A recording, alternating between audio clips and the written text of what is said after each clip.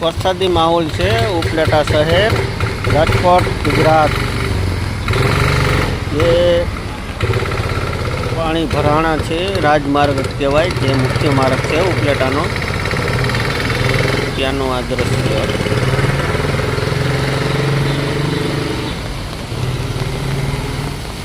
હજી પણ વરસાદ છે આવક।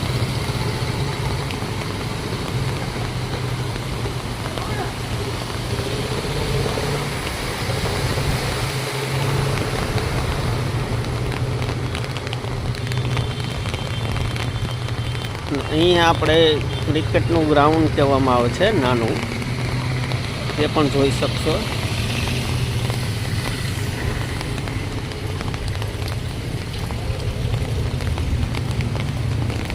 આખું પાણીથી ભરાઈ ગયેલ છે।